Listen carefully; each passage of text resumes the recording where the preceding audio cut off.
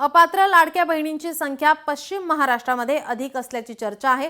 चारचाकी गाडीवाल्या लाडक्या बहिणींची सर्वाधिक संख्या पुणे जिल्ह्यामध्ये आहे। आर्थिकदृष्ट्या सधन असलेल्या पश्चिम महाराष्ट्रात अपात्र बहिणींची संख्या जास्त असल्याची माहिती मिळते। योजनेतील बहिणींच्या अर्जांच्या छाननीने स्थानिक पातळीवर आता वेग आलाय।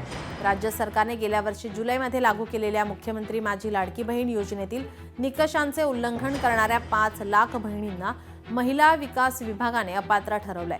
ही संख्या आणखी वाढण्याची चिन्ह आहेत। चारचाकी गाडीवाल्या लाडक्या बहिणींची सर्वाधिक संख्या पुणे जिल्ह्यात असून आर्थिकदृष्ट्या सधन असलेल्या पश्चिम महाराष्ट्रात अपात्र बहिणींची संख्या जास्त ठरणार आहे। योजनेतील बहिणींच्या अर्जांच्या छाननीने आता स्थानिक पातळीवर वेग घेतलाय।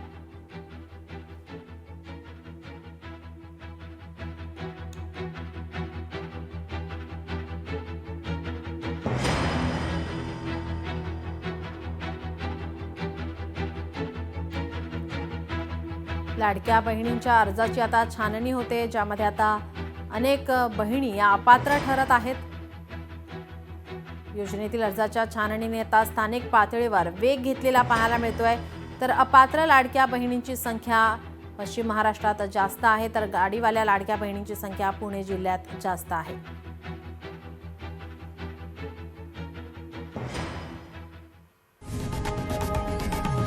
लोकशाही मराठी ऐका, पहा, जागरूक रहा।